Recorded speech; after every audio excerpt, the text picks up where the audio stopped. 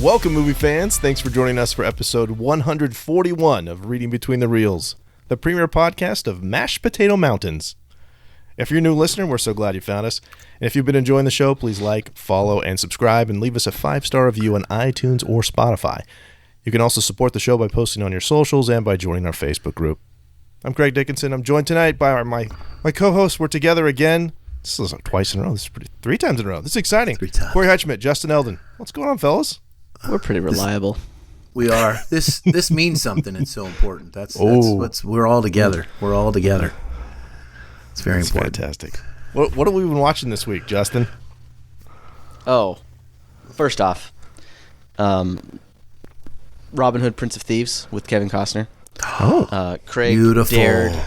I know, right? Craig dared challenge how that movie holds up, and I'm like, excuse me, it is a perfect movie, sir. Because that's our thing. Old technology. It still holds up. Oh, it holds up. The only thing that maybe a couple times Kevin Costner's accent's not quite right, but we don't know how they spoke back then. We don't have any recordings of what an English accent sounded like. Maybe they were just going for the spectrum. We don't know. Just all over the place. That movie holds up, Craig. You're wrong. Okay. Yeah. So I watched that. I got more to say about other movies. I also watched A Night of the Seven Kingdoms, the Game of Thrones prequel spinoff. That was, if you like Game of Thrones, you might like this. If you don't like Game of Thrones, you also might like this, because if Game of Thrones is like rated R, this is like Game of Thrones PG-13. It's more like one person centered and a little more comedic. It felt a little James Gunny at times, maybe a little too James Gunny, but like it always no, not like that. Like it like stopped right before. Okay. I've heard good things. I really liked it. It was enjoyable. I was sad to find out it was a one-off. It was just it was about a short story that George R. R. Martin wrote about that world anyway that they adapted for the screen. So apparently it's just the one season, but I liked it. I thought it was pretty good. And then the other thing that I watched this week was 28 Years Later, Bone Temple. I really want to see it. I want to see that. No spoiler. No, you don't. That's the one from 28 Days, right? Like, this is 28 no, years. So there's one, though. There's 28 Years Later, and then there's the sequel to 28 Years Later, 28 Days Later. Oh, I'm behind. I didn't know that. 28 Years Later was like a train wreck of a movie.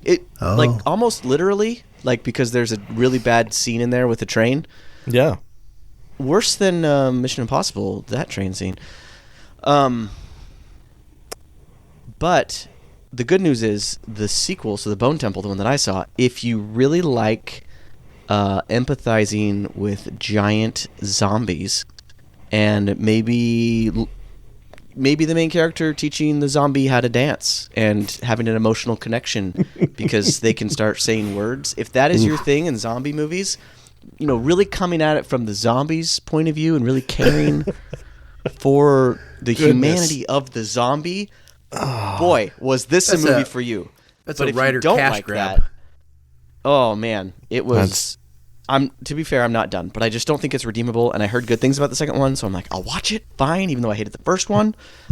And it's the first, the third, that's all. At the very Maybe I'll least, skip it. like, for those of you that have seen it, like, put some pants on the zombie, please. Please. Oh, Nobody it's needs too to see much. that. Come on. But like Literally too much. a lot.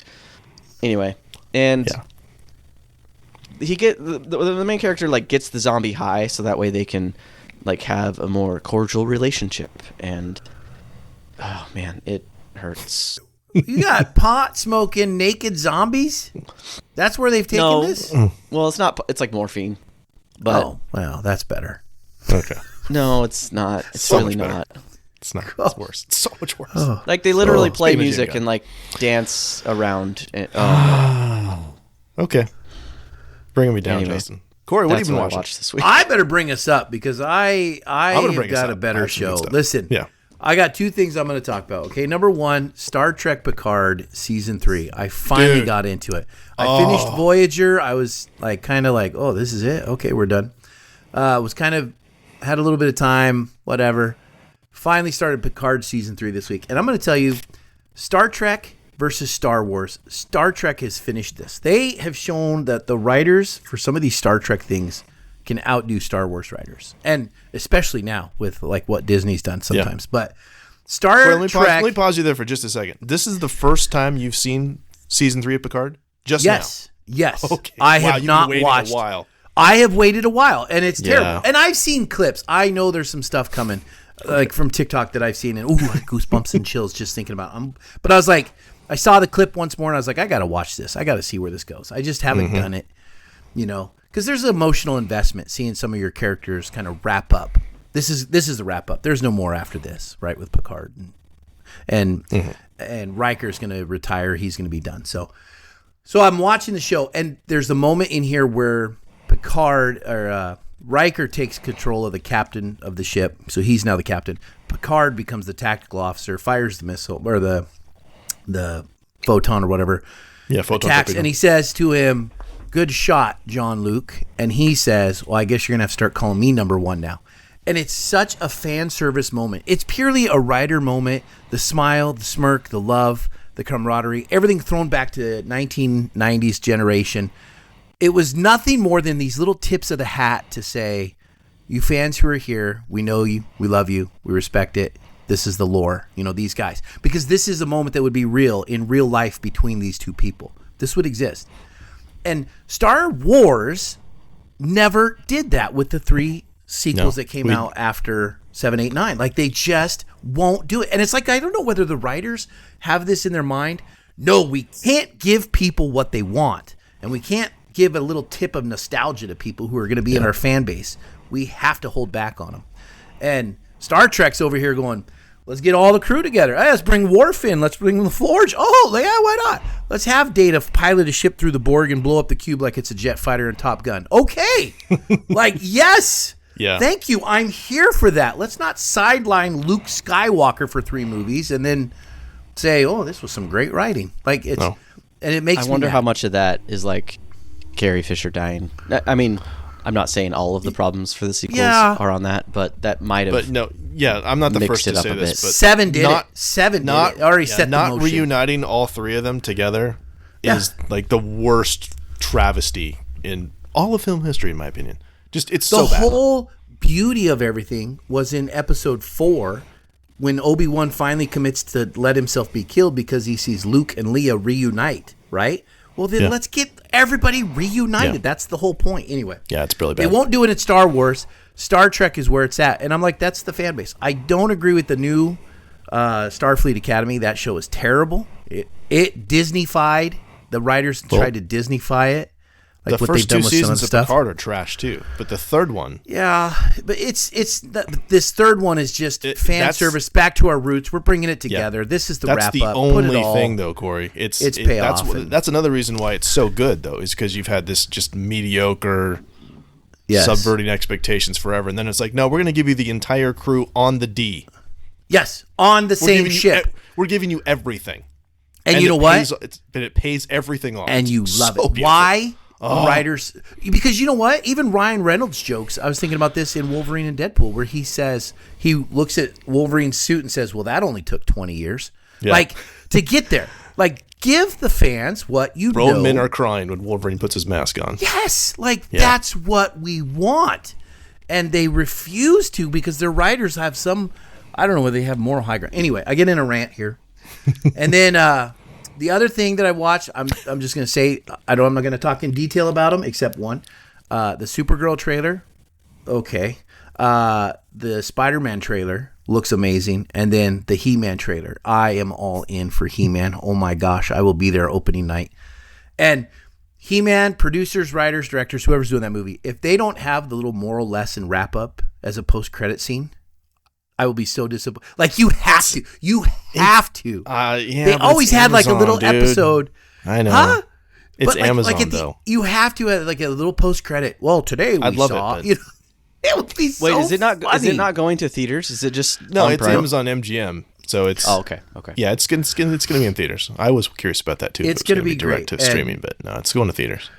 And I know it can't be the cartoon because the cartoon is so cheesy. The writing is terrible back then. Versus now, like stories are so much better. But that little moral compass thing they had at the end was always so perfect. That was such a great A little nod to that would be part fun. of a show, you know, like just a little nod to say, Yeah. you know, like my wife, we watched a couple episodes of He-Man. It's so weird. The original. This is the pinnacle of Yeah. our marriage right now. And so she was like, I've never allowed to watch This this is show the when I was a kid. pinnacle Well, this is of where we're your at. We're marriage. sitting on the couch with phones and we're watching He-Man. It's like, if you Married went back and 3 told my kids, that's the 8-year-old pinnacle. self that my head would explode. This is who you're going to marry. This is your future. Sure. And It's fair. she's watching it and she's like, well, I wasn't allowed to watch He-Man because, you know, my mom just said no. And then at the end I said, you didn't get the moral compass from the show. That's the problem. That's why my moral compass is a little stronger than your moral compass. I said, look at all these leadership lessons I got as a you kid. watched He-Man. And you did it. So I said, you're all over the board. I said, Yeah. this is why I'm steady as a rock right here. So there you That's go. what's missing in my life. That's the You need meaning some I've been He-Man. searching Oh for. my gosh. 80s cartoon Okay. He-Man. Fast forward Okay. to the little compass, the little moral lessons. Okay. I was just watching right. Spider-Man like an idiot. There's, Dang it. There's my rant and my comedy for the day. I'm done. There you go. I'm out. I'm out, everybody. All right, I'm gonna go. On Justin's recommendation, I finally watched Ex Machina, and that was really good. I don't want to talk about it too much because I have other things to say, but it was a good film. I'm super late to the party. It's like 12 years old, 11 years old at this point. Good film though. Good sci-fi. Good hard sci-fi. Oscar Isaacs is terrifying. And I think I mentioned this last time. I'm caught up on For All Mankind and actually started the latest season, which was pretty good. So I had to find other stuff on Apple to watch, and so I've been watching 3 shows. Slow Horses with Gary Oldman, which is like an MI5 kind of spy thriller thing, which is a slow burn and very British, but with a kind of quirky sense of humor. And Gary Oldman is amazing and just a piece of trash, horrible person in there, which makes him even better. Hijack, which is exactly what it sounds like with Idris Elba. Watched it for him. Also very British. And then there's only 7 episodes, I think, is all of Pluribus. And so I finished that, and I really enjoyed that. Especially having, through the lens of having watched Breaking Bad and going, oh, we're back in Albuquerque again. So that was kind of fun. But the thing I really want to talk about, and seriously, if you have not yet seen Project Hail Mary, stop listening to us, pause this, and go watch it. Don't spoil it. Okay, I got to pause Dude. you. How do I mute you? It is so good. I need to go watch it. I want I to so cannot bad. overstate how good the movie is. And Corey, you will freaking love it. Justin, you'll I love will it too. freaking love it. I know I will. I'm not going to spoil it. You know who's in it? Ryan Gosling from Blade Runner 2049. Justin. Blade Runner 2049. That guy. Man, I was going to that say guy he's is great, that man. thousand. Great in Okay. this too. He is really, really good. He's super charming. It's really, really good. And as a segue, there is a nod to the movie we're talking about tonight. They actually do reference, which makes sense, Close Encounters of the Third Kind, which is what we're talking about tonight. So, yeah. So this is the We second. are 13 minutes into recording. I know. I'm not worried Next. about that. Yeah. So from 1977, this is our second. No, not the second Spielberg movie, but the second one in our series. So Close Encounters. I'm going to go ahead and get it out of the way because I know where Corey's going. Corey, tell me what you thought about this film. And is this the first time you watched it? Also, This sidebar, is the Did you watch this on your phone? No, I watched this. Oh, I someone just lost a bet. Hold on. I watched a little bit on my phone. Okay. Listen, There it is. I represent the common man on this podcast. The person that's busy and life takes hold of him and has a 16-year-old, 13-year-old, and an 8-year-old, and I have to just squeeze time where I can. Like So This Spielberg, guy you got to thinks he pick it up. invented busy It's a schedules. 2-hour movie, dude. It's 2 hours. You get 2 weeks to watch it. The acorn's on you, kid. Gosh, listen. Corey, you may have older kids, but I have more kids. You do. All right. Okay. I think the movie is terrible. Oh, Lord. Not Wow. horrible. Not horrible. Okay. Is it I better don't than even The know. Gray Man? I watched this with my wife, and Okay. now she even was like, I don't know what's going on. She's confused. She thinks Richard Dreyfuss was a scumbag for leaving his wife and then smooching some gal who he just met. And I told her, I said, well, this is why your moral compass from He-Man's all screwed up, so you don't know. But it makes this show is this is the third of the big 3 in this era. Okay. There's 2001 Space Odyssey. There's Star Trek, the motion picture, and there's Close Encounters of the Third Kind. Oh, no. And It's so much no. better than those other two Listen. movies. I know All where you're going. three The main one do there, the same Corey. formula. They all have the same formula. They take a long musical scene and they stretch out a soundtrack in it. And I mean, John Williams, legendary, has some beautiful music in here. Yeah. And they bring in some music, and they bring in the psychedelic colors, and they bring in like some CGI type stuff because it was all new there. It's all not practical. CGI, but you know what I mean. But it's all like lights and effects, and it's not real life based. It's this imagination, what we would call computer graphics now. But so they all three do this exact same thing, and they drag a 5-minute scene into a 50-minute like epic. Right, that we have to watch and come along with, and that's where I get lost. It is so heavy into music and visuals over the story's clarity, and I get lost in that. Like, I want the story to be a little more concise and do stuff. There's like an 8-minute stretch. There's no talking whatsoever. Mm-hmm. Yeah, and then next thing I know, there's some big spidery alien leaning its head down, which looks like a horror movie. And I was like, "Don't get on a spaceship with that thing." And he does. It's like, for me, it just felt slow, experimental, and stretched out. And it's more of a cinematic experience than it was a narrative of a story. That's where I get lost. Now, I don't think it's a terrible movie because it's groundbreaking and revolutionary for its time. So it's like, okay, I give you the nod. I mean, Congress voted it as one of the films in the history, right? It's in the Smithsonian or whatever. And I've seen the actual capsule in the History Museum, the big spaceship, the mothership. And so it's groundbreaking, but it's just tech showing off for me. And that's where I got lost on the story. I challenge you. Okay. I mean, you're entitled to your opinion. I love that we have hot takes. That's probably going to get clipped, and we'll throw that up there. This is probably my last hot take after this, I guess. I'm sorry. Justin, I think, is more in the middle than me. Go ahead, Justin. I see you're thinking. I'm definitely closer to Corey. In fact, let's get him, Justin. Let's get him. Get him. Again, this is the first time each of you have seen this movie, right? First viewing. Yeah. Well, I would have fallen asleep any other time. Yeah. I don't know. I guess I'm happy to be convinced otherwise. But basically, everything Corey said, like, that's how I was feeling. Why are we taking so long just like zooming in on the facial expressions of random extras over and over and over? Because those people matter, Justin. Why do you not care about the extras? They do. I don't care about them. It's there, and it kind of just seemed was like one of those extras. Come on. Like, I think I praised Jaws for some of its extended scenes that newer movies would have cut or like done camera changes all throughout, whereas like older movies typically will like let the emotion settle and set and like let you feel it, which I love that. This one did it too much. And thank goodness that those aliens have the same musical instruments on their planet that we do on ours. Well, the trumpets and the trombones. That's so great. How else would we have communicated? Yeah. Whew, glad it really shook out that way. It's math. Come on. Music is math. But the sound is They did that for our benefit, dude. They did that for our benefit. Yeah, but... You know that. Tell me those little things running around like this, like, can do quantum mechanics and space physics to traverse space and time? Sure. You saw the size of their craniums. Come on. Their little fingers were like this? That's why they have the horse one, the big one that has to like crane his neck. Oh, that was the brain bug. Models of Alien. So the thing I did like about this is we have... okay, so it's 1977, right? Or 77. Same year as Star Wars. 77. Yeah, same year as Star Wars. You're at like a post-Vietnam world. You are at a post-Watergate world. We're at the like height of American mistrust of government. Yep. And this capitalizes on that, and I thought that was pretty neat. Richard Dreyfuss, who plays Roy, the main character, I thought he was great in this. I also really liked him in Jaws, but I think he really shined here. He felt like your average guy.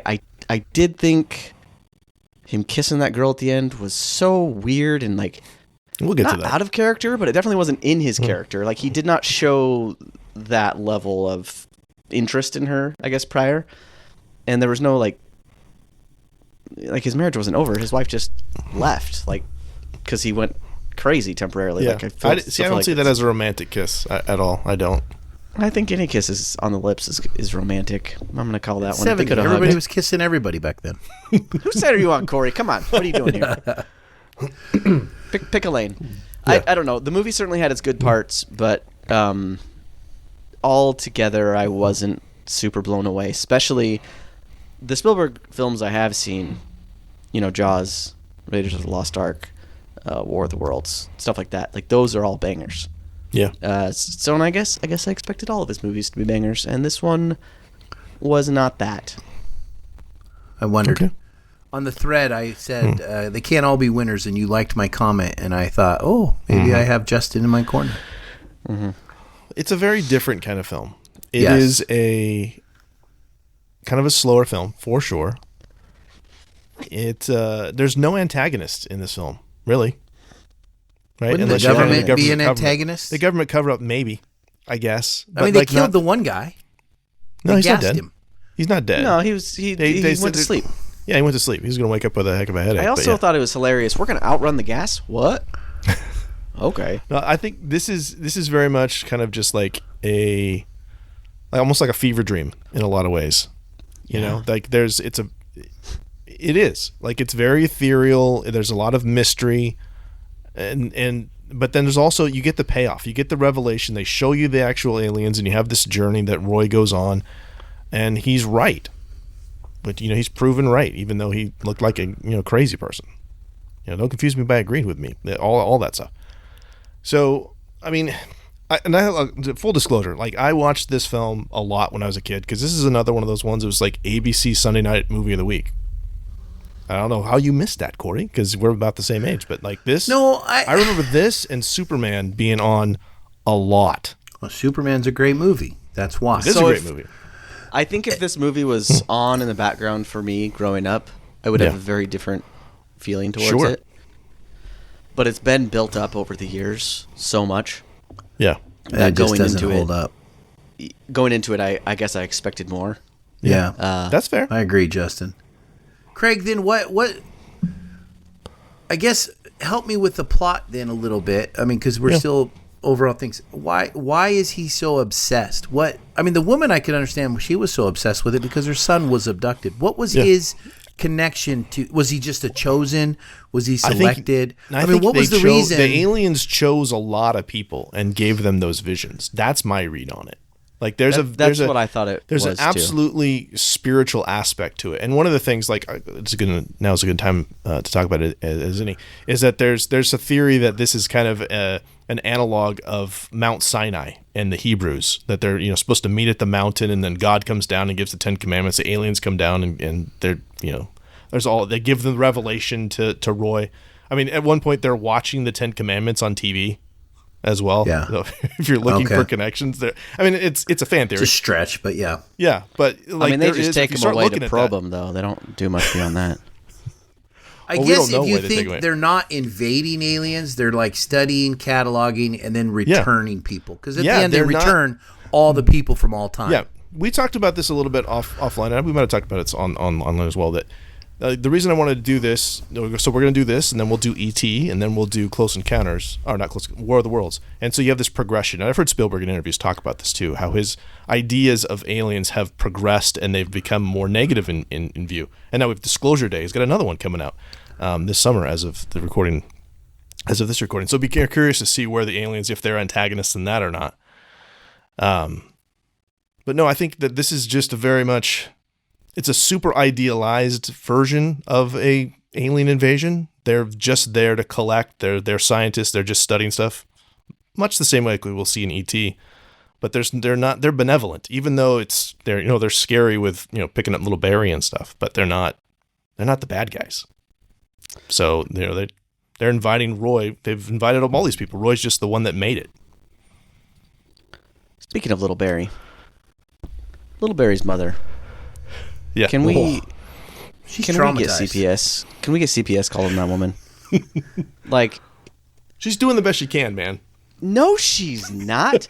That scene when she's in the house and the aliens are outside and like it seemingly like trying to get in. It kind of felt like Signs, actually, a lot like Signs, where the aliens are trying to get in and like the vents are popping off and stuff's flying around. Yeah, I'm sure M. Night borrowed a lot from this film. Well, little Barry goes out the doggy door, and she could have grabbed him at any point, or also just like chased him out the doggy door. So that was like midway through the film, but then at the beginning of the film, she sees him outside and he runs off into the forest. It takes her a really, really long time to get downstairs to go get her kid. It was the late 70s. That's how we do with that's how parenting was. Parenting was even after survival of the fittest. Yeah, it's 10 p.m. Do you know where your kids are? She kept letting go of him. Like at some point, you realize these aliens want him. Hold on to the kid. No, that's what I'm thinking. He goes out the doggy door, hold on to that kid's ankle, pull him back in, or go out after him. And then they pulled a little bit harder. No, and these aliens can't be benevolent. They're gonna grab a kid and be like, "No, he's ours. We're playing tug of war with him." Like they don't know our ways. No, but even after he almost gets hit by Roy. Was it Roy's car? Yeah. After he gets hit by Roy's car, he runs out into the road again, and Mom like still takes a couple of minutes to go get him. A couple moments. Yeah. Like, Mom, go. Okay. What the heck? I don't know if CPS was invented. This is an interesting take, though. Get on that. I like where you're going because we need to and put I'm not gonna say put a pin in it, but remember this part though, this theme, because when we get to E.T., we're gonna see a very similar dynamic where Elliot and Elliot's mom is a very similar type of character, because also like Spielberg's writing that a lot of this stuff is very personal from him, and he's coming from a broken home, and so maybe that's a little bit of the way he perceived his mother, perhaps, or that that she's doing the best she can, but she's just failing miserably in this way. So you're going to see a repeated theme of mothers that are overwhelmed. Did she go to sleep in cut-off jeans as well? Because that first time we see her, she's like wearing cut-offs. She gets up out of her bed. Yeah. Oh, wait, are you talking about her and the woman in E.T.? No, I'm sorry. Barry's mom. What's her name? Yeah. Melinda. No, Jillian. Jillian, yeah. Well, what about the G? You said also. Who's the other person? The first time she wakes up to figure out what's going on, she's wearing cut-off jeans. I'm like, are you up partying or what's going on here? Well, let's dig in a little bit and talk about the cinematography. This did win. It won some Oscars. We'll talk about that as we go through, but this won Best Cinematography in 1977.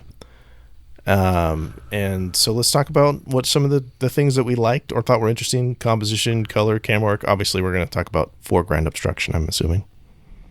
Okay, I'm going to bring up the dreamy look. There were several. Here's the thing. I'm not a fan of the show, but I can appreciate some of the aspects that Spielberg did really well. First off, in the very beginning, it felt very Indiana Jones with the dust storms and all that. I was like, oh my gosh, I'm an Indiana Jones movie right now. Or Indy feels like that, yeah. Yeah. And then, but then there were several moments in the show where I know this is a show with aliens. I know they're going to be in here. I don't get to see them till the very end. That's the payoff, right? In the last 50 minutes, because it took forever. But the thing is, you saw people just like this looking at the camera, and they were looking in awe. And so it constantly made me like almost sit there watching the show and kind of like lean, like, like they're like I was waiting. I need to see what they're seeing. Show me what they're looking at, and it's an engaging aspect to pull the audience into the show that way, to make you go, oh man, what are they looking at when they're looking? They're kind of peeking around, almost as if they're peeking around the audience kind of view, which pulled me in. So I appreciated that. I thought it was well done, and it kind of draws you in. There were a lot of shots in there too. Like I almost kept expecting these random inanimate objects to have more, I guess, like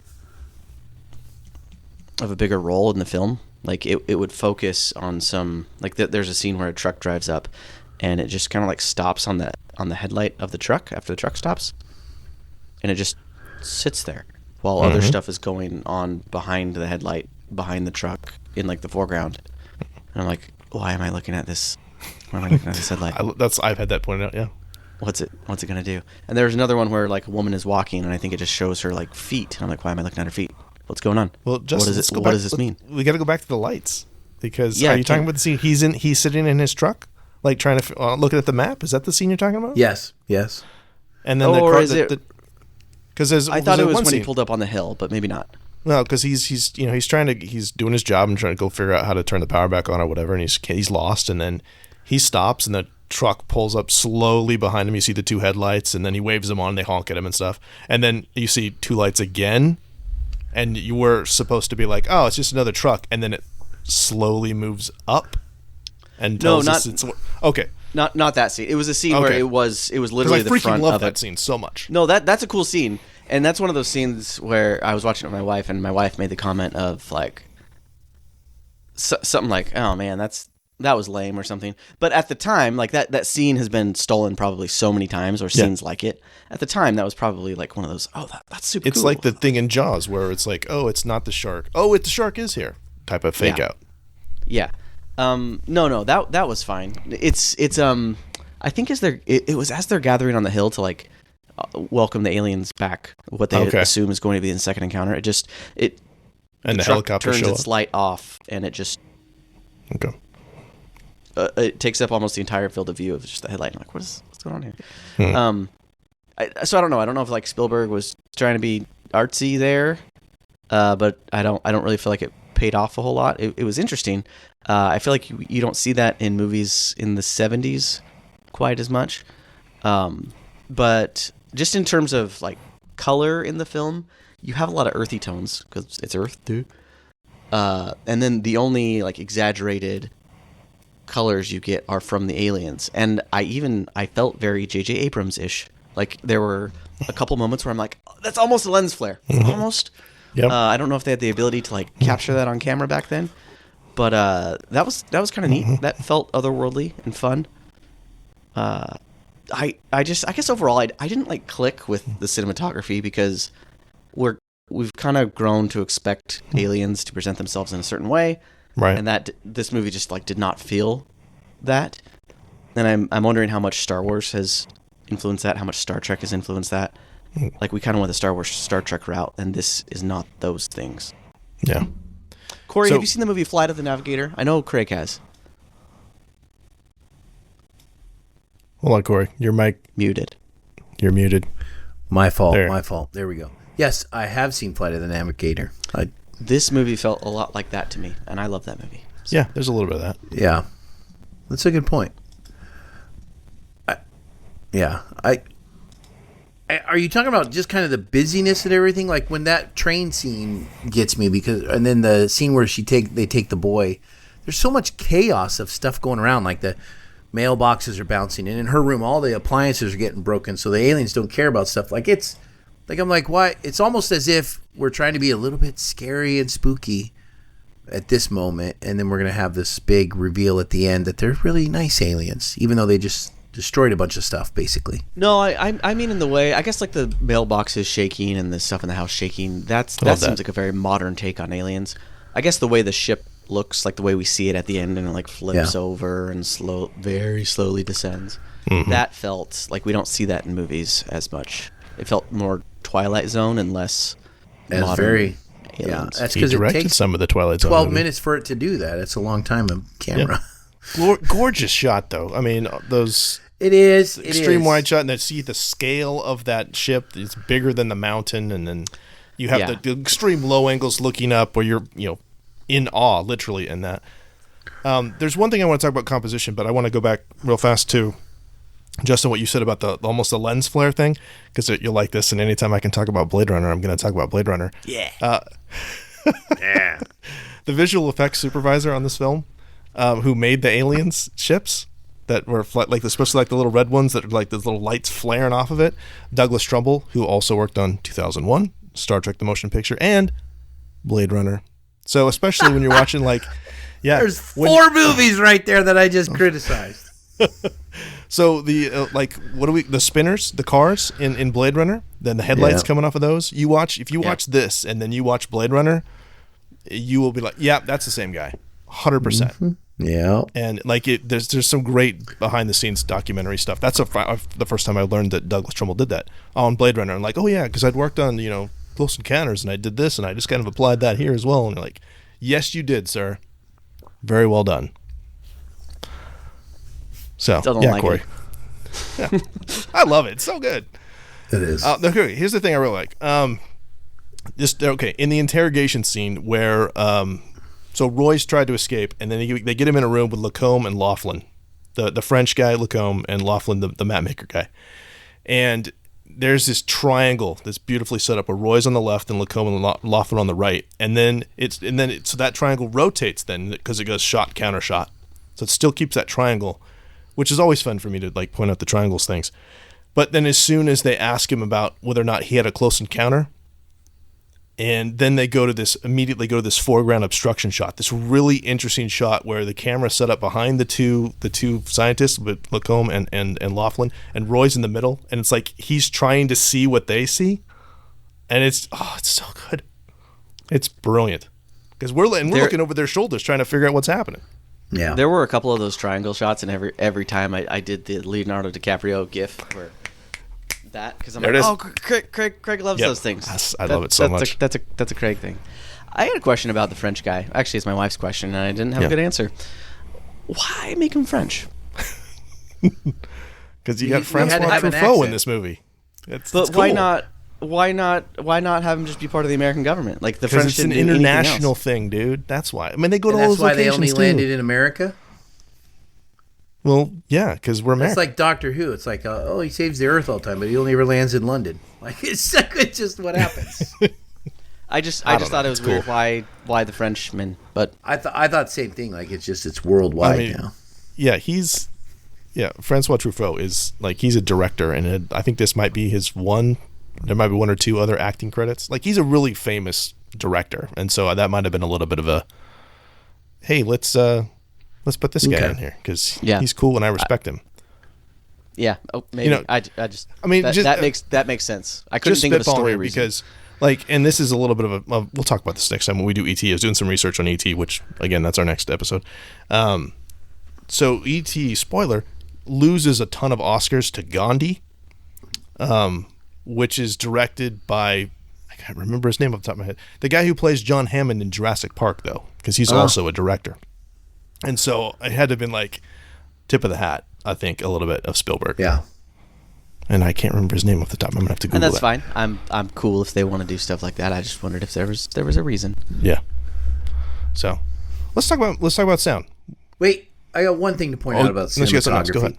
I did, and this was my other thing that I had on here because I'm going to highlight this.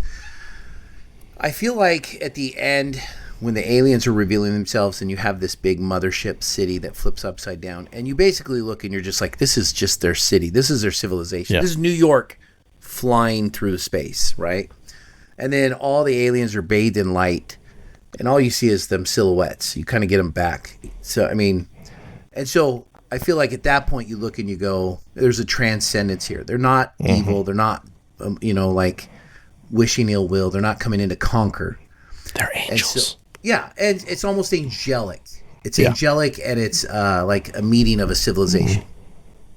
Versus, I guess, the reason it stands out to me from Picard season 3 this week, there's the ship, the Shrike, that comes in, and it looks like a spider octopus thing coming at, and you're like, that's a bad alien ship right there. That thing's out to kill people. And so you look and you kind of contrast the difference that they're using scenery, light, magic effects to make you at ease as a viewer. This is also a nice, benevolent civilization. This isn't a conquering when we meet. I'm gonna fan real fast. Richard Attenborough, because I had to say Richard Attenborough. Richard Attenborough, the guy who played John Hammond and directed Gandhi. So sorry. Go ahead, Justin. I'm gonna fan theory this one.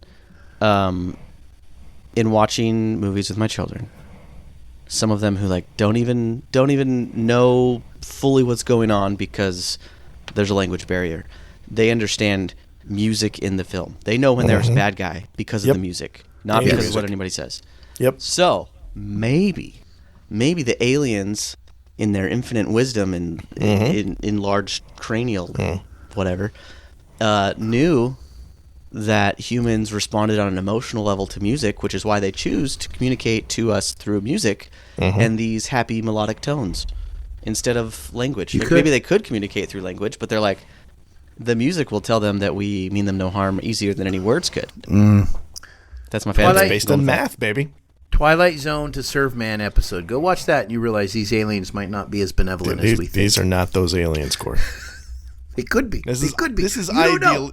This is Don't ideal. get on What that happens once he gets on that ship? We have no idea. Spielberg Fatten is in him his up. full idealistic mode right now. I know. What if they're so smart that they use music to communicate with us so we trust them falsely so they can probe him? They Cows could led to have slaughter. they could have done anything they wanted to us. They were taking killing ships. cows. Maybe they don't know that, though. Okay, did you guys see the part with the ships? They took the ship. I think that's in the special edition. But they took airplanes. They take large things. They can do anything they want to us. And they chose But not maybe to. they're just putting all their ducks in a row. They're like, you know what? Telling you right now. These guys just, like I saw Oppenheimer, these guys just exploded a nuclear bomb. We want to make sure we can actually take them over. You know what they didn't account for, though? The common cold, which is what happens when we get to the War of the Worlds. Spoilers. Yes. It's all connected. I'm telling you, I do love that, though. if we ever meet aliens in real life, I'm going to be. I don't trust any of them after all these movies I've seen. It's terrible. It's Well, you terrible. I'm shouldn't. ruined. No. Yeah. I'll look at the design of their ships, every word, every comment, how they met, what did they look like. I'll be like, nope. Yeah, any one of them gives me a weird eye look, and I'm like, you're done. No. You're done, aliens. Well, we Right started there. talking about the music. Sorry. So I'm going to keep us going on the 5-tone motif, which shows up in Project Hail Mary. Like, Ryan, that's a minor spoiler, but and I'm not going to tell you where it shows up, but it's fine. Did John Williams do that? Yeah, this is John. Absolutely. This is John Williams. No, I mean Again. the new one, the other movie you're talking about. No. It's diegetic in that. I'll give you that. Oh, okay. Who does the music, but- though, for Project Hail Mary? I don't have it off the top of my head. I shall Google. But it Yeah, pays okay. back to this homage that John No, Williams set just up. the moment of like that's how aliens communicate. Yeah. Because it's in the trailer that Rocky shows up, the alien guy. Like, okay, fine. I'll just straight up tell you now. Like one of their first conversations, like he mimics Ryan Gosling's character mimics that, and then Rocky does it back to him, Okay. which is fucking fun. Sorry, Okay. it is. This is a family podcast, Craig. It's cool. I'm gonna let that slide. It got us PG-13 rating. We're allowed There you go. 2 more of those. So the 5-tone motif, which is diegetic in this film, you get it sung by the people in India, which is kind of cool, and then of course Yes. it's played. One of my favorite things about this one is that the synthesizer that comes on there and plays it at the end. So it's the vice president of engineering at ARP Instruments, Philip Dodds, who plays that. He was like just meant to just come in and install the unit, and then like, hey, why don't you be in the movie since you already know how to play this thing? yeah. See, that's how I think everyone in that last scene happened. Hey, taking out the trash over there, Mr. Janitor Man? Why don't you just be in the movie? Hey, It's the Michael Jackson common look-alike? man. Just be in the movie. It's That's the what he common did man. with Jaws Jackson's too, look like. though. So I mean, it makes sense. That's kind of Spielberg's thing early on. Yeah, that's like this. true. We had just seen that where he's I'm bringing fine in with it, but we just don't need to look at him for 20 minutes. If jeez, let do- it go, man. Come on. I will say that synthesizer you just talked about, Craig, was very small and kind of cheesy. It looked like one of those little. It was huge. What are you talking tiny about? ones. I mean, well, no, you're thinking of the big 3 keyboard one. That one was bigger. But there Yeah, was I'm one talking that about he the was one at the end. Doing a The smaller one that was, No, it was cheaper. But the big old guys. So, what else did I have on that? So you got some other thing. When you wish upon a star, which I'm not sure how they got the rights to that because this is not a Disney film. That seemed like that would have been complicated, but that's in there a couple of different times. We heard What? that I thought that was diegetic the first time. amazing when they do that right at the end. They mix it in. I love it. Like that almost brought a tear to my eye. what are you talking about when they mixed what in? Because is it what I When you just wish wrote? Upon a when you Star wish from upon a Pinocchio. star. Oh, okay, yeah, that's exactly what I had as right he's here. like boarding the ship. Yeah, He is. You get that very subtle, isn't it? And I even rewound it, and pointed out that's to my kind wife. I of was like, his. "Is that That's Roy's theme Pinocchio?" in a way. Mm-hmm. There's also a Jaws. Yep, Did you hear the 2-note tone? I did. Donut. And I felt like that was just an Easter egg. That wasn't anything other 100%. than because my first thought was, "Oh, that's danger. That's danger in the water," like kind of thing. But then I was like, "Oh, that's just them playing that, just a little." No, Corey, that's John seeing Williams, this like For the nod to first himself. time, did you think, like at the end scene when they're going to meet each other, like a little part of me thought it was going to turn out to be like an Independence Day situation. You know that moment in Independence Day where they're all like on top of the building, excited to see the aliens right before it blows up the whole city. I hope they bring back Like- Elvis. All that. Like, are we gonna like I hope they bring back Elvis. kill everyone right at the end? Like, I didn't know where it was going. No, it's not. I Going mean, there. I knew that's not where it goes. He's because in it's his such a- idealistic phase here. That's Yeah, 100%. this is. So is his next But I one's didn't not know idealistic? that at the time. No, E.T. is super idealistic too. Because Never I feel seen like it. E.T. was a great movie. I loved that. Except the government it- can't be trusted in any one of these movies. Well, no, yeah, there's some stuff there. Yeah. One of my favorite things about this is that John Williams loses the Oscar for this film to himself because Star Wars was the same year. Has that ever happened in history other than this? I don't think so. Like that's how John great Williams John gets Williams is. nominated and John Williams wins it. It's almost like a Chuck Norris fact. Like if he'd ever fight himself, he'd win. Chuck Norris won. Period. Rest in peace, Chuck Norris. Oh, R.P. man. Yeah. Some great sound stuff in this movie though. Like even in the beginning starts off it's silent. You guys notice that opening credits? It's just silent. And then Yes, there's, it's like very a ringing eerie to sound, me. and you start getting the credits. Yeah. I miss long, like my kids get so mad when we watch old movies and there's like Yeah.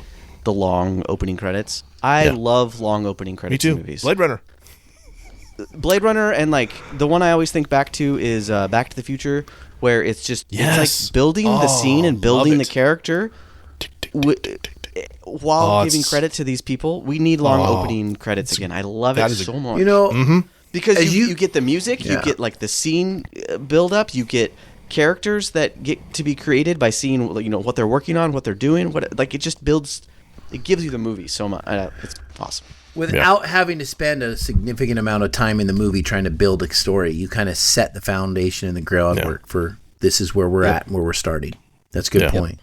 We need to go back to that. I did do also- think Go ahead, Corey. there's just some intelligence with what you just said too. Is also it in the beginning with that silence in the beginning, because I was very observant of that too. I saw that and I thought, man, that is eerie, like silence. And then to think of all the noises and everything and the chaos that's going on when the aliens show themselves on the train tracks and at her house taking the little boy and then flying away from the cops.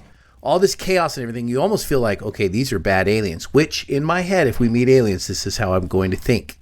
And then at the end to find out, no, they're benevolent and they're nice and kind, Yeah. right? Like it almost is like we set you up to think they're the villains, and then we Yeah. come back and say, You no, get they're that actually red light too when we get Barry's getting the abducted. language is music, right? That's literally the only thing we have in common with them at this point is Yeah. music. And so sound wise, that's a good build to do that and then to tell that story. Yeah, and just I'm to, not just to build off entirely what you said convinced. about the railroad thing, Corey, where these trucks like freaking out and all the bells ring and all of the railroad crossings, all of that stuff's going off, and then it stops, and then there's just nothing. Yes. But you can literally hear the crickets after. Too. It's such an eerie, It is. beautiful moment.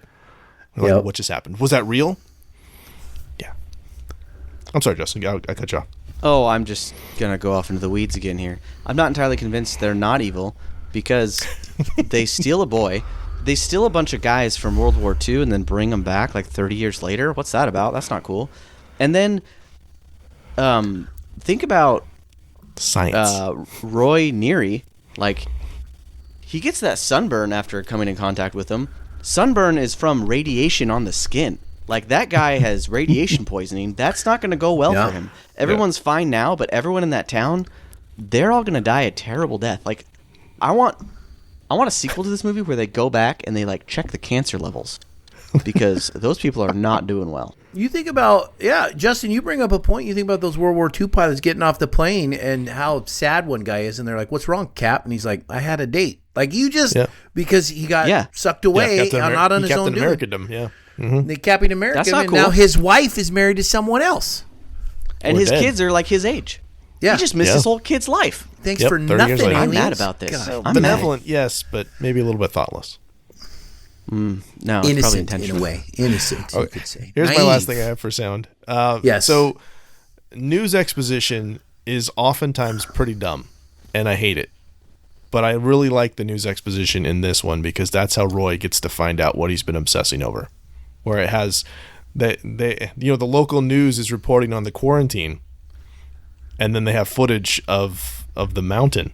And he looks, and they have that great shot where, like, on the right-hand side is his TV playing, and then you see, what is that, Devil's Tower, and like, in the foreground is that, and then in the background you've got his mountain that he's building in his den, and he just, like, looks at the two, oh, that's what I've been doing this whole time. That's where I need to go. And so it works as a plot point. That's how he figures out what to do. Was Devil's and Tower not later on a they talk tourist about point in the 70s? Was it not a tourist station or a? Well, I think they had to clear a bunch of people out, so there was probably people that already wanted to be there. But when they talk about this too, like the two Lacombe and Laughlin talk about this, that they could have been thousands of other people that had the signal sent to them by the aliens, but they couldn't make the connection. Oh, okay. So he was only able to make that because he happened to be in that room when that was and saw that news. He, because he was just like, this is familiar. I know this. But he couldn't place it. He couldn't tell that it was. Could have Googled it if it was 2026. But that's what I said. I said if this movie took place today, we'd be fine. Let's go back to you saying you don't like news exposition. I really like news exposition. I think it's over. It's like slow motion. It can be used, or shaky cam.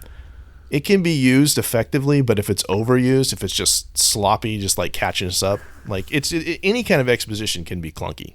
Like you have to have you got to do it. You got to do it in a clever way. If you recognize it as exposition, it's bad exposition. Yeah, this was not really exposition. This was like here's the thing that causes the next thing. It's a very good point, and Craig. then this was because this happened.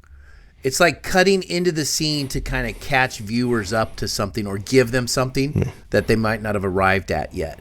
So it's like almost as if they're, and so here's the news thing, and we want to point this out and make it very obvious so that the character sees it, but then also the viewer sees it and makes the connection. Yeah. It's almost like that Spaceball scene where they give a big montage and go, everybody got that? Okay. Yeah. It's like that. Well, that's what this movie does really well, I think, is that this movie does not. It's not an easy watch because it doesn't over-explain at all. Like we know as much as Roy knows. Like we're not even sure that the gas leak is or whatever is fake until Roy is sure. We assume that it is, but we don't know because we don't get to see that. We get to see some of the government stuff cover up, but not so much. Really, we're kind of. Yeah, I don't think it's to the point until the government agents take off their mask after the helicopter flies away. Right. You're like, oh, okay, it is fake. Very clearly letting us know. Yeah, that's a good moment too. Yeah. That scene. Sorry, we were talking about the scene where he's like building that stuff in his living room. That whole scene where he is like gathering stuff from the neighborhood and like throwing it into his window. That was like a 20-minute scene. I really liked that scene. It's not that. I thought it was so funny, and like immediately, I think what does he throw in? I think he throws in a brick first. He throws in a bunch of bricks through the plants. The very first thing he throws in, my wife turns to me and is like, "I would divorce you in a second." And I'm like, "Yeah, like, I don't blame you. We don't like messes." Little kids here. Like, can I throw dirt in my window next? I will say, once he built that tower, I immediately said to my wife, I was like, "Oh, that's the Devil's Tower." Like I knew what it was at that point. Nice. I was like, again. I didn't need no news exposition for that. I don't need Speaking of those kids, though, maybe we can move on to set design. Maybe talk about it there. But that house is such an accurate depiction of like a house to me. Yeah. Whenever I see movies and the house is like perfectly clean, or you go into the kid's bedroom and there's not just like piles of crap everywhere, not literal, but like just like their toys stacked on top of each other. It's like that looks like a real house. Like that is lived in. And the fact that those kids, whenever kids are asleep in their bed and they're just like peacefully asleep with like the blankets like this, kids don't sleep that way. No. They walked in and they're all like sprawled out on their bed. That is how kids sleep. I was like, yes. We'll talk more about that set decoration, but that's a good segue into performance because great performances, right? Like you already mentioned Dreyfuss in this film, and one of you, I think it might have been Corey, was like, how does he look younger in this film than he does in Jaws? He was 2 years older than he was in Jaws, but he looks like he's 20 years still like 30 younger. Here, but like, that great 70s beard were he has rough. in Jaws. They were. So dialogue. I mean, I had some dialogue I thought was pretty great. Do you guys have lines of dialogue that you pulled out from this film, especially on the first I do. I need to. I can't find the line. I wrote it down and I can't find it now. Yeah, Corey, you go, and then I'll go, and then Justin. Oh, are you ready, Justin? Go. Yeah. Oh, I'm sorry. I didn't know. Oh, I thought you were saying I need some time, but if you got to go. No, if maybe you can help me find it. There's the scene where he's mad at the guy that gets mad at him for stopping in the middle of the road. Mm-hmm. And what did he say? I hope you got some cornbread, you turkey. Turkey. Yeah, what? As only Dreyfuss can do. What the weirdest I miss Richard Dreyfuss. I know he's like in his 80s now, but there's some great of his that I just really like. I really, really liked him. I don't have to take this abuse. Him yelling is It's always good. Yeah, so good. I got one that I never made the connection. Okay, and when he made his little, I don't know what he made it out of. Made that little tower on Mashed the dinner potatoes? plate. Yes, out of mashed potatoes. Mm-hmm. And he says, "This means something. This is important." Yeah. And at first you're watching, you're like, okay, you have lost your rocker. Okay, that's just what the heck's wrong with you. As you're supposed to. As you're supposed to. But I also, there's a Weird Al movie called UHF. And in that Weird Al, it mocks, like it spoofs, parodies a lot of these shows. You finally get that joke. And I never understood that joke was a throwback to Close Encounters. He just did. He built his mashed potatoes and he goes, "This means something." That was like important. a 15-year-old joke when that came. It was. It was a 15-year-old joke. And I think I was 15 when that movie came out. And I was like, I don't get what's that? I never understood. With potatoes. Not all Weird Al jokes land, kind of thing. And to find out now, I'm like, oh my gosh, I know where he got the Venn that. diagram of like our listeners that have seen that Weird Al movie and remember this movie well enough to know that scene. Yeah. For those people watching, those are like this. They're separate. I just pulled in like those all don't these overlap. different movies, and Nice. they're like the search history for this is just amazing. All right. Here's my first one, and I love, because again, there's no bad guys in this movie. Not really. Because if there was a bad guy, Laughlin would be the bad guy. That's and Lacombe would be the bad guy. He's in charge. Well, He's and the French guy. government's not really the bad guy because I don't think there's any point where the government is like, we're going to use this for weapons. No, Like, but they're so- just trying to figure out what's going on. Would They're they tell both the trying to people convince- afterwards? That would. Yeah. So they're both trying to convince. This is after they're dealt with Dreyfus, and they're both trying to convince the army guy, like, we got to, like, this. We're handling this wrong. And Laughlin says, we didn't choose this place. We didn't choose these people. They were invited. And then Lacombe says, they belong here more than we. Yeah. So was a that good line. again hammered home that, like, that, like, we're facilitating this. We're not in charge.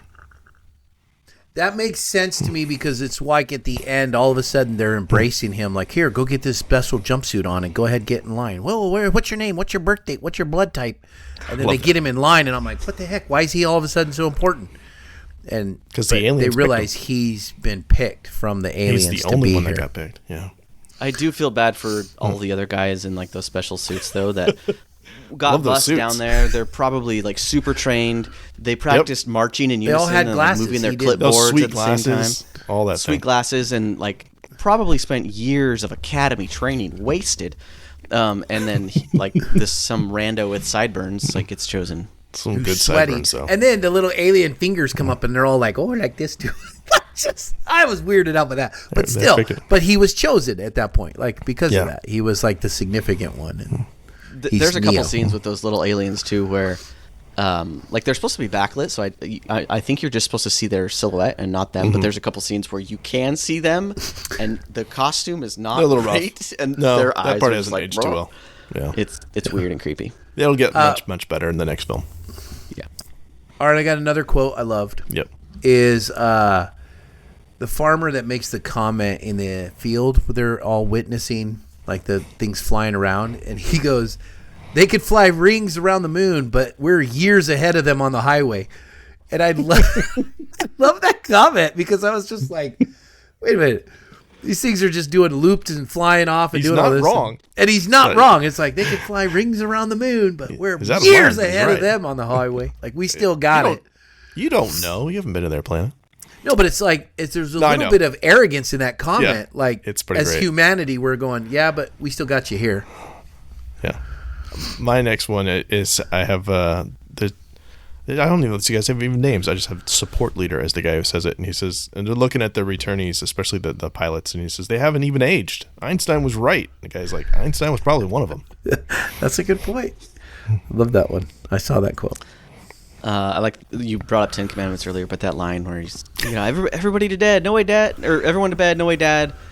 Said we could finish watching 10 Commandments, and he says that movie is 4 hours long. Or she said, I told him they can only watch 5 commandments. That's good. That's shorthand. That's beautiful. Love it so much. So you guys, what did you think about the hand signs for the tones? Because I think I that's wasn't cool. sure. I wasn't sure how that connected. Why did we need the hand signs and the tones? Well, it's going back to just like the math of all this stuff. Like you can translate it into different things because yes, it's the tones, but the tones mean something. That's what I'm taking from that. Yeah. Because the tones have already been translated into those hand signals that Kodali or Kodali, I'm not sure how to pronounce it, is the guy who did that. I mean, they hand those off. We had that one kind of weird briefing, like in that giant room where there's a handful of guys and they hand it. Here's the placard, here's the signs, and then they play it. That one guy all proud to like turn it. Look at this! I'm turning on the radio or I'm turning on the reel to reel. There's the song, and then I need to go back and listen to like the exposition of the mathematics and the musical tones and stuff because I was still kind of catching up mentally when they were explaining that. But to like what is going on because we just transitioned over to India, I was very confused. Yeah, because they're everywhere. They did it here and they did it here and they did it here. And how many times did you watch this, Craig, to pick that? Pick what? Oh, just pick some of these things out. Like it just. I mean, this time I've never seen it. I watched it the once, and I've probably seen it 20 times. I mean, it's in your life. It's 50. It's almost 50 years old, and I remember watching it on TV. So I've probably seen it 10, 20 times over the years. I could watch it again. And I mean, like, before this, I watched it a couple years ago and introduced it to my kids, and they both really liked it. They did. Yeah. I mean, it's not a show I watch all the time, but. And like I said, I have nostalgia glasses. I will freely admit that. Have they watched Independence Day? Oh yeah, we watch that like every year. See, and I think that's where the difference is. I think this is America. Two very different stories, but like the same way. Independence Day is very macho and stand up and villains too. This one's very spiritual and ethereal, like just ethereal. Yeah. Ethereal. Very much so. Sorry. Well, did you, Corey, when you, just sidebar, did you watch V when it was on? Yes. Love that. Because I just finished that up when I had my knee surgery. Yeah, so that's, again, the aliens you don't trust. I don't want to go too deep in that. But I just trust them. The design of the motherships, which is, pretty common design. But when I saw the design of the motherships in Independence Day, I was like, oh, they're ripping off V. Yes. Well, it's just like in some of those shots are coming in through the clouds, which this movie also has that stuff where V was after this, right? Yeah, V would have been like 82. So they ripped off this. But the things in the clouds, I don't know if you guys noticed that too. Like I was going to mention this earlier, like especially when they come to get Barry, and then at the end too, like they show up like in this roiling cloud formation thing, which we'll see that again with Raiders, right? With the arc at the end. Yes, we do. So it's lends credence to like God shows up. The fast motion clouds. Yeah, he does. The ship is amazing, though. It's a very different take. But sorry. No, you're good. Are we good on performance? You guys want to talk about setting design? I feel like I just want to talk about how great Dreyfuss was again. Like he. Yeah. I don't feel like acting wise anyone really stands out, but he just seems like such a regular, weird guy. He's the heart of this movie. He commits to this role.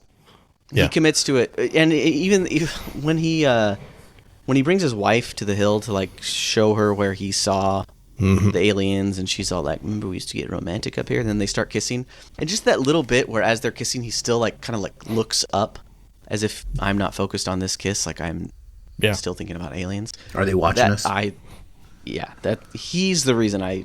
If there's anything I like about this movie, it's him. He does a great job. Well, he tries to bring her into this. She just doesn't believe him, and she's not wrong either because what he's claiming is ridiculous. But he's also got half of his face sunburned, like at night. Like that would be hard to explain. This isn't a moon burn. We didn't have tanning booths back then.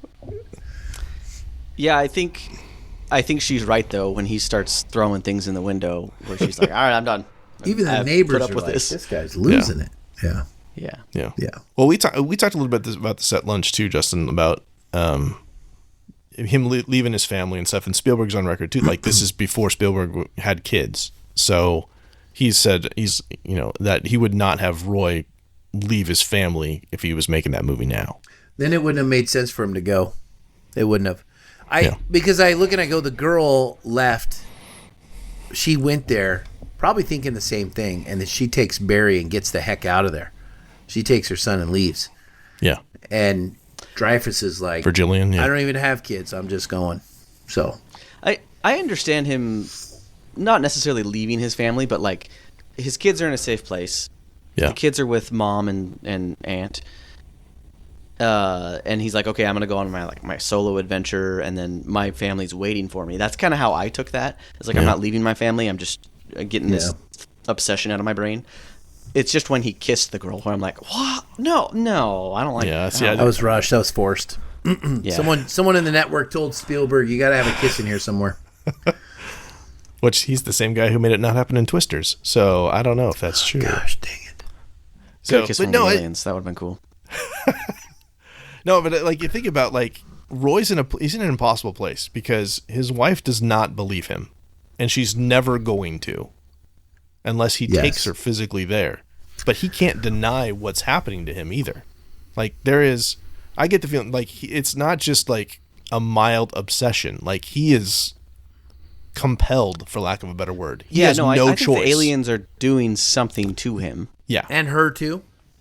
And Jillian too. Because she's all of them. She just lost her son. Nothing says romance like mutual psychological. No, I think that's why like, she can't stop drawing it. Yeah, and the she son was can't stop obsessively playing the drawing all that. tunes. Like, there I was think all kinds of people that were doing that kind of stuff. So I just take that as like I found a kindred spirit in this. I didn't take that as romantic. As a kid, I definitely was like, "What the heck? That's not your wife." We're both in psychological breakdowns. I think that would have gone over a lot better if like they hugged like a good Indian hug. Hug it out. Peace out. Good luck. I think he was saying goodbye, and that was all that was. But that's just me. No one kisses on the lips for goodbye. Eh. All right, Craig. Tomorrow after school, I'm not going to see you for like a week. So No. you and I. No. No. Not the mouth. People don't Cheek, don't do that. All right, set it in design. We'll get to the house in a minute. So yeah, that's actually at Devil's Tower in Wyoming, which is pretty good. I gotta go with this one because I'm the one who has real world experience here on this. Give it to us, Corey. I have seen the mothership in real life. It is in the Smithsonian in Washington D.C. Did you see R2D2 on it? Yes, it had R2D2. It has a little Jaws in there, and it has parts of like the Millennium Falcon. Like it has all TIE Fighter. There's so many Easter eggs, and if you go in and type it in Google and look, Close Encounters Mothership Easter eggs on the ship, like you'll see all the things that they put in there, and you don't get to see any of them. And I even was looking for them in some of the shots where it close up. I was like, oh, is there going to be a little nod piece? You know, like Raiders of the Lost Ark, you get that R2 one in the background where you see R2 and C-3PO on the wall, right? Right. I thought maybe they would do that here, but he does none of it. It's just all the mothership, and so I think that would have pulled us out pretty hard if we would have. I guess it might have seen that stuff. But yeah, you Dennis Muren, who is the one who worked on that. He worked on Star Wars, and then as an in joke. So you're not. This won't be the first or the last time that we'll see Lucas and Spielberg collaborating on things. Yeah, and that ship in real life for his practical effects, because Lucas at this time is very practical, not CGI, like you pointed out. Oh, Lucas or Spielberg?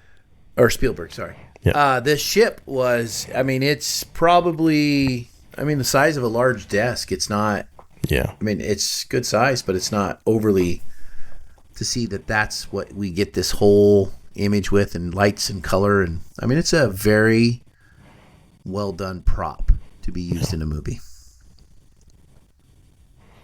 Justin, did you want to say anything else about the house? Because I had that too. This is where I had the set decoration that it was just cluttered as F. I've said this with Jaws. I just really like set design in older movies. Newer movies, everything feels almost too intentional, to the point where nothing feels real on the set, as real. And I don't know if I really noticed that until I watch older movies, and then I see the clutter and I see the feeling of being lived in. I really enjoy that.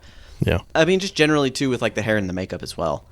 Mm-hmm. Not everyone's dressed to the nines. People's, part of that might just be like the 70s and kind of the style. Some of it is, yeah. Those sideburns. Glad that's gone. It's just nice to see that. It feels good. And same with his car. His car was, or his truck that he was driving down, and that thing was a friggin' mess. Yeah. It really was. It's the way it was in the 70s. Come on now. Rough on everybody. I thought it was funny too, like cars today. I guess I'd never seen this because not as old as you guys, I guess, but you not. press the lights have, or the cars have like lights in them. You press, turn them on, like built Mm-hmm. into the car. He had like a lamp in the car that he turned on. I thought that was really strange. I had never seen that. Did that come standard with cars, or was that like an add-on or something? I don't know. There are all kinds of things like that in cars. Could have been some stuff thrown together in there. I don't know. Well, then he had the flashlight that jumped on and scared him. So yeah. Oh, that's so good. Or just that it's still jarring to like when all the kids get in the car and they just like sit in the car and like the little kid just sits next to the mom. There's no car seat or anything, and I'm like, oh my goodness. I mean, I know that's how it was, but we're just fine. It's all right. We don't need bicycle helmets or nothing. It's stupid. Because you're the one that didn't die. That's right. Survival of the fittest, baby. How about that? How about that giant globe? That's a $2,500 globe. We gotta figure out where the coordinates are. They go find that giant globe. That's the best way. They have to figure out where the coordinates of Wyoming are. Well, because they don't can't just Google that. Can't just put that in your phone. Nobody has Google back then. That's a great scene though, because that thing is so huge, and they're just like rolling it through. Desperate. I laughed at the idea that the guy made a comment that cost $2,500 because I was like, well, how big is that globe back then? That's like $50,000 compared to today. Yeah. I wonder if directors feel like today that it's harder to write movies like suspense or mystery movies because so many problems are just so easily solved by a quick Google search. Yeah. So I wonder if anytime you write a movie like this, or you write a suspense or mystery or whatever, if you're like, you know what, boys, we got to like set this thing in the past because if we set it today, this is like, I'm fine with it. Set the movie in the past. I'm fine with it. Yeah, no, I like it, but I just wonder if that's an issue that modern directors deal with. Thinking of Ice Cube's War of the Worlds, where he solves that whole thing by sitting in his office and on Zoom calls. No, that. No, I don't want to see people running around analog style. Yes, that was just a big old long Amazon ad trying to get you to sign up for Prime. Yeah. But yeah, real locations for this thing though. Even like the house is real. The house is, a lot of it was in Alabama. I'm assuming it was cheaper to film in Alabama. So Barry's house was in Alabama and Roy's house was in Mobile, and some stuff in California though. Obviously, some stuff in Burbank because they would have filmed that on set. They really did go to the Devil's Tower too. Yep.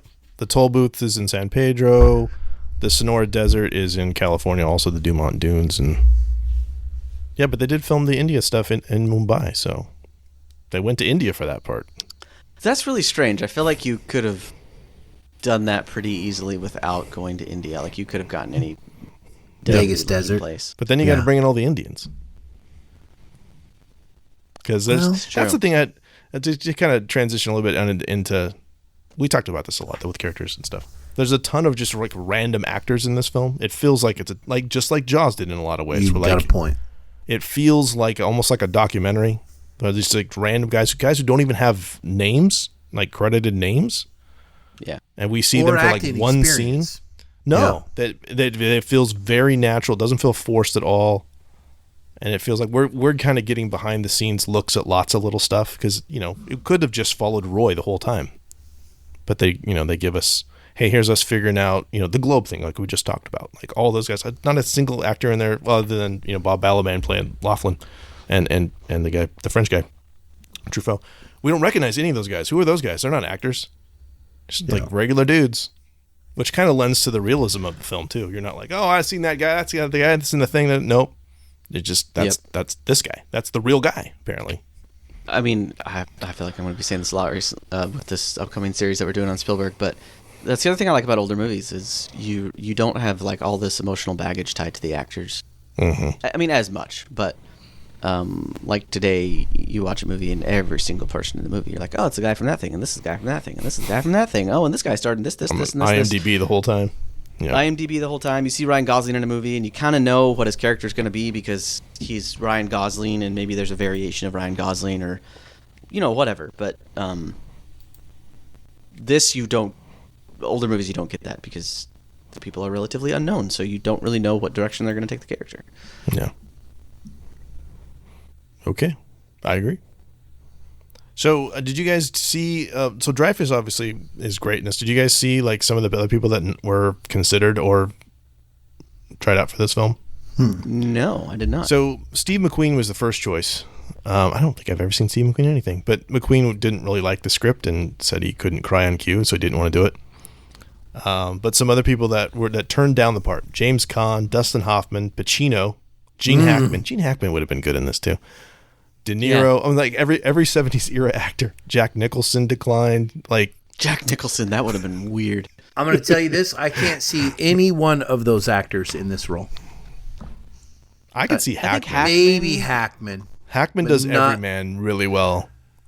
Yeah. Nicholson, I would have been like, that's like, this is before The Shining, which Justin has not seen The Shining. So that would have gone like the whole obsession thing a whole other way. I could also see Pacino. Yeah.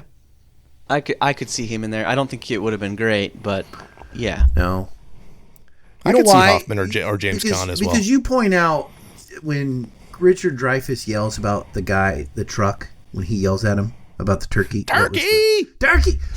Richard Dreyfuss yells. It doesn't have an angry tone. It's very comedic. No. He just doesn't pull off the angry, unhinged person well. Gene Hackman would have come across a little more unhinged. Yeah. Like, I've seen him angry in a lot of good movies, and he does. He seems Crimson real, Tide. almost mean a little bit. Yeah. But like the other guys, they couldn't pull that off. They couldn't pull that comedic scene in there and give you a little laugh, chuckle. Because Pacino would have just seemed like he was going to like put out a hit on you. Or you turkey! I don't know. How would Pacino say that? Wouldn't even come off good. There would have been some F-bombs. Yeah. Who would you... Okay, so if this was recast today for just that role... Ryan Gosling. Who would be the everyman? No, he's too pretty. No. Pedro Pascal. I was gonna say probably. Like who has the slight bit of comedic timing, but also like the frantic, frazzled feeling of an everyman. Like Glenn Powell. Stop it. He's too handsome. Glenn Powell. Ryan Gosling. He can do anything. No, these guys are they're leading. Guys. Like I don't know if do we have a guy who's just everyman? Maybe that's why Pedro Pascal gets so many roles. No, actually, honestly, he's not too handsome. You know who could do it? John Krasinski. There you go. John Krasinski. Nah, he's too ripped now. He could do it though. I could see John Krasinski do this. Nah. Okay. This is gonna. I feel like we didn't come. Ryan Reynolds. It's gonna Reynolds. bug me now. Steve Carell. No. Which is good. Somebody else from The Office. Oh, Steve Carell. Rainn I Wilson. kind of see him. I can see no. Rainn You're just saying Wilson. Office actors now. Yes, I am. All right. All right. Moving on. Schwarzenegger. The wonderful Terry Garr playing. I love Terry Garr. She's great. Everybody loved Terry Garr in the 70s. She was the best thing ever. She's pretty great as Ronnie, Roy's wife. Long-suffering Ronnie. Janice was watching with me, and she goes, "That's Phoebe's mom," is what she yelled. It's true. So. That is Phoebe's mom. Justin, do you even know what we're talking about? You look puzzled. Sorry, I'm still looking at everyman actors. Oh. Go for it. Hey, Mitch, what's that guy's name? Woody Harrelson? Woody Harrelson. He's a little old at this point, though. Younger one? Little younger. 10 years ago. Yep. I'm just going to shoot through these here. Let's see. Adam Driver. Driver could absolutely do it. Ooh, Driver could absolutely do That's this. who I'm casting here, Adam Driver. Okay. All right. Sorry. Let's see. Melinda Dillon as Jillian. Bob Balaban, who's usually funny, as David Laughlin. Yeah. We talked about Francois Truffaut as Claude Lacombe, the French guy.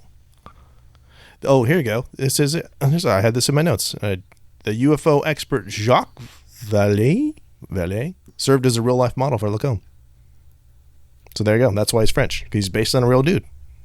Okay. There you go. Well, thank you. Oh, from the beginning, I forgot to tell you this. Did you guys hear that NASA reportedly sent a 20-page letter to Spielberg telling him to releasing the film was dangerous? And like when he was in pre-production, and then he was like, "That's why I'm going to make this happen because I need to." Why? What was their reasoning? This was like he was telling 20 them stuff years people after weren't supposed Roswell. to know. I don't know. What? No, but this was after they went to the moon and they saw Dark of the Moon Transformers on the other side of the thing over there. And I'm just saying, it all ties. You can't trust. Doggone it.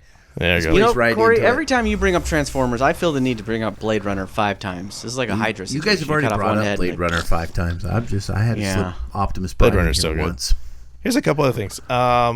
Kerry Guffey plays Barry. I don't think he's been in anything else. He was 3 when he was cast. He's a good I saw a actor. thing that said that kid, Stanley Kubrick, wanted him for The Shining because of this role, and he was can see that. unavailable.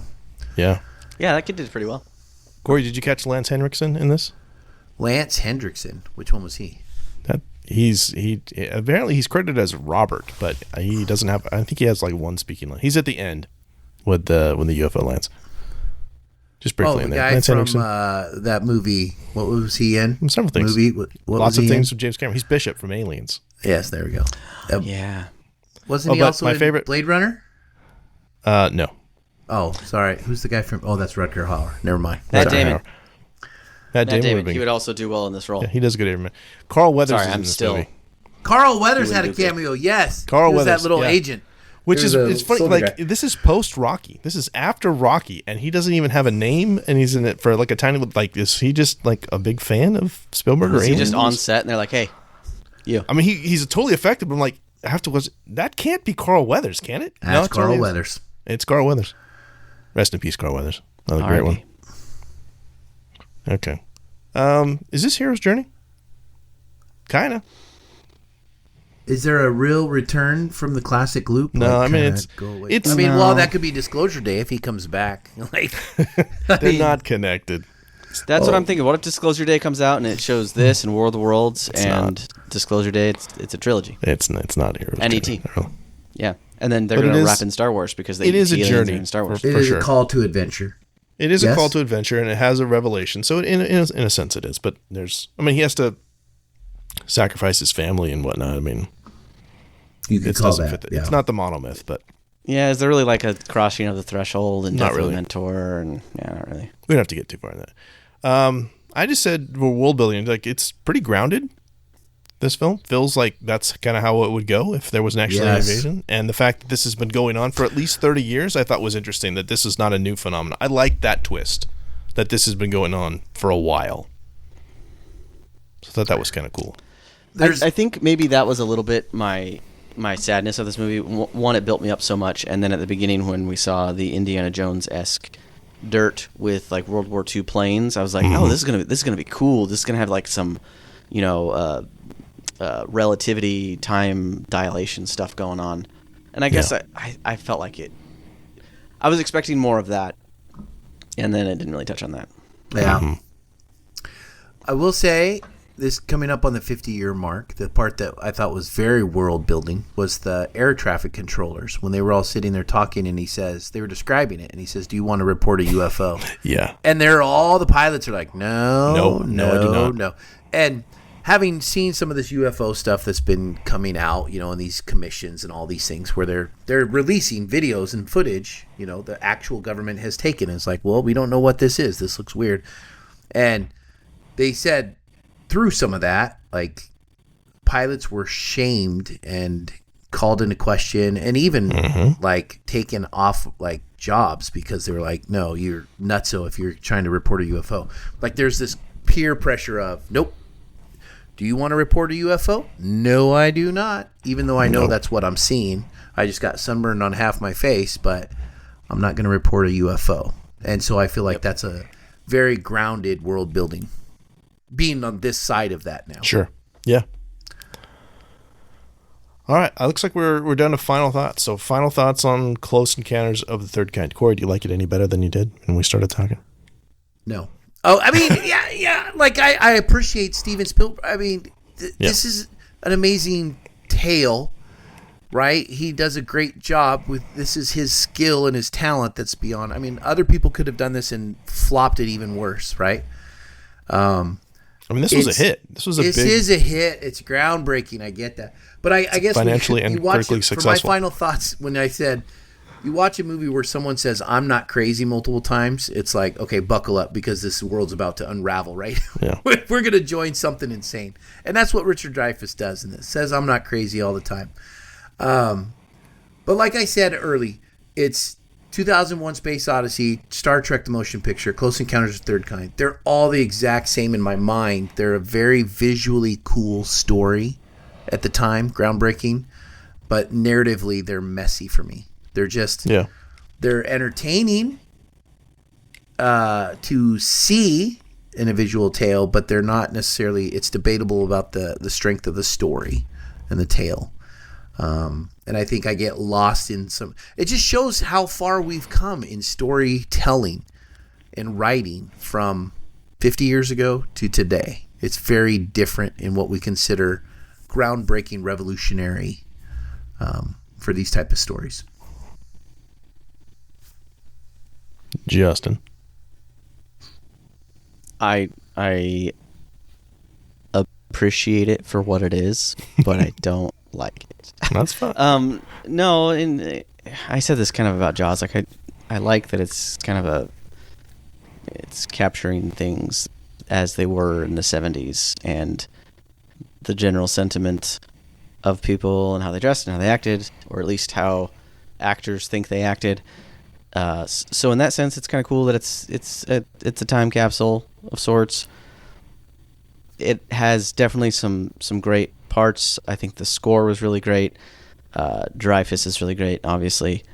Yeah, but just overall, like I didn't really connect with the movie. Mm-hmm. I found myself bored throughout most of it. But yeah, I don't know.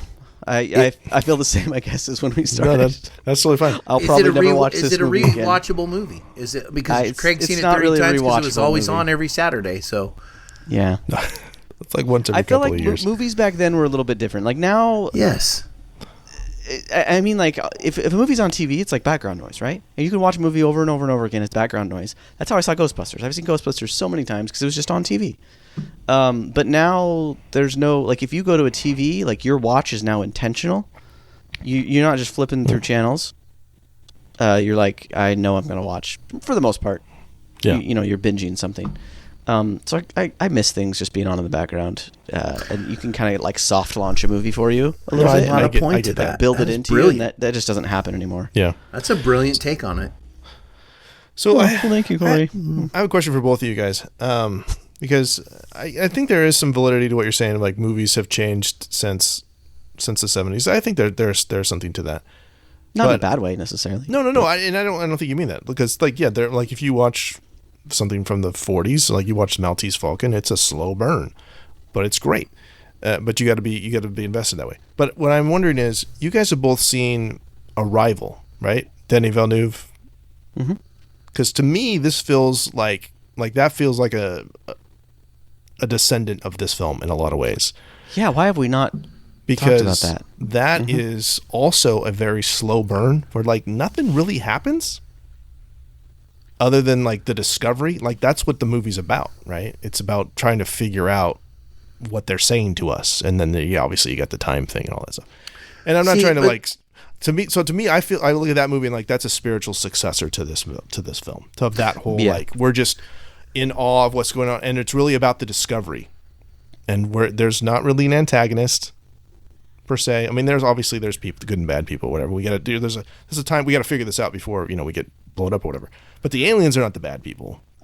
You know what it is?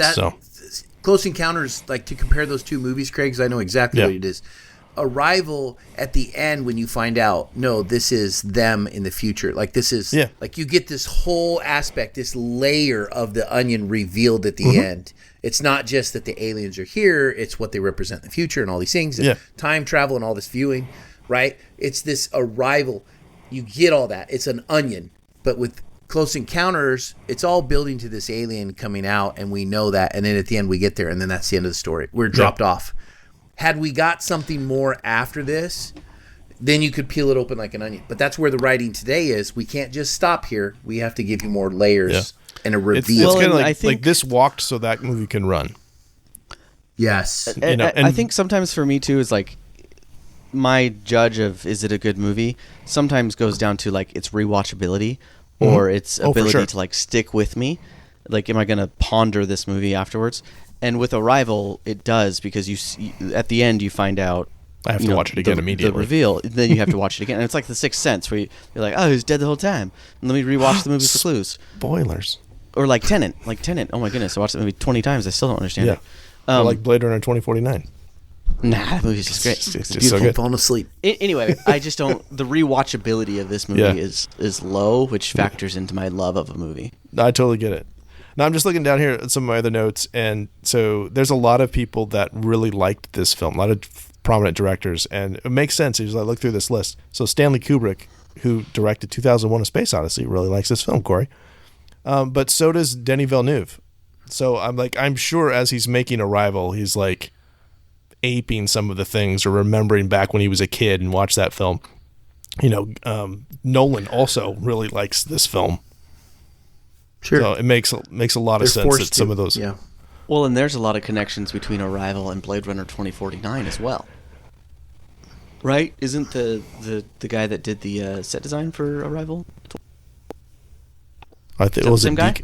Are you talking about the cinematography or the set design?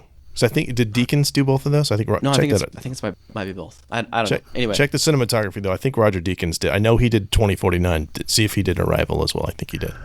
While you're doing that, I'm just going to mention a couple other things. Like, you guys know, I made sure we talked about it's the theatrical edition that we looked at. There is a special edition which was released in '80, and this one you can see the inside of the mothership.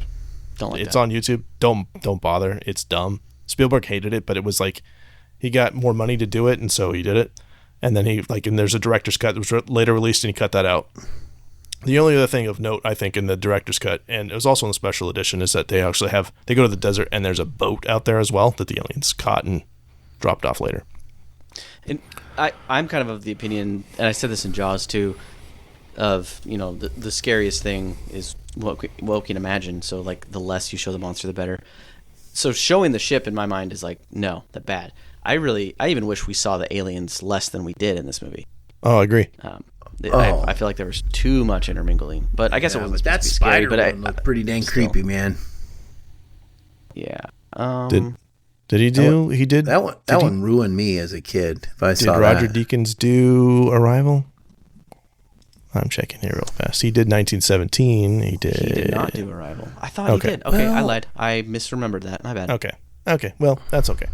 Okay, so the last couple things I have. So it was nominated for 8 Oscars, and the list is kind of funny. Like it lost Best Director to Woody Allen because Annie Hall won. Like I've not seen Annie Hall, but because it won Best Picture over Star Wars, like I hate that film. Like that's stupid. Like nobody cares that we're coming up on the 50th anniversary of Annie Hall. Like I'm sorry. Like you guys missed the boat on that one. If the Oscars made sense, there'd be a lot of different that's all of it. So it lost. Yeah. It was nominated Best Supporting Actress. So the lady that played Jillian. Yeah, but the Oscars aren't there to test. I know. No, cultural they're not supposed to. Impact throughout they're time. not. I know. It's just kind of how would funny. you know? So when we get to E.T., Jillian got a Best Supporting Actress. Melinda Dillon got a nomination. She lost to Vanessa Redgrave. And then, like we talked about before, Best Score, John Williams lost to himself for Star Wars. And this is where it starts getting funny. Best Sound, lost to Star Wars. Best Art Direction or Production Design, lost to Star Wars. Best Film Editing, lost to Star Wars. Best Visual Effects, lost to Star Wars. If this movie came out in 1976, I wonder how much better it would have done. No doubt. Yeah. It probably would have the wrong year. Well, it's just like Star Wars Solo a Star Wars story. That came out the same. When did that come out? It came out the same year as something else. Yeah. What was it? And it just got wrecked. Like Solo is a pretty good movie, but it came out at a bad time. You got a point. You got a very good point with that. 2018? Sometimes it's just timed wrong. 2018? May of 2018? Because it came out within 6 months of Last Jedi. That would have been 2017. Yeah. Force Awakens 15, Rogue One 16, 17 is Last Jedi. So May of 18. Justin's going to look that up. May of 18. Movies. Yeah. I don't. This doesn't matter. Sorry. Here's something for you, Corey. Ray Bradbury says it's the greatest science fiction film ever made. Ray Bradbury doesn't know what the heck he's talking about. Yeah. You shut your stupid mouth. You shut your mouth when you talk to me. Listen, Ray Bradbury. He's a fan of slow burn, though. Like I love. That's like when what's his name said all these Marvel superhero movies are terrible movies. Like he said they're not cinema, and they're not. It's a roller coaster ride. He's not wrong. Scorsese. Avengers he's not wrong. Infinity War. That's what it was. Yeah. May 2018. I Google Ray Bradbury. What's the first Reddit? What's so special about Ray Bradbury? There you go. That's what I think. He's amazing. That's why. Well, okay. We're running super long. Anything else you guys want to say about this film before we move on and get out of here? Fahrenheit 451 is one of my favorite books, and that's Ray Bradbury. So shut up, Corey. Shut your mouth when you talk to me. Read more books, kids. Sorry. As we close, we just want to say thank you so much for listening to us ramble. If you want to connect with us, you can find us on X, Instagram, Facebook.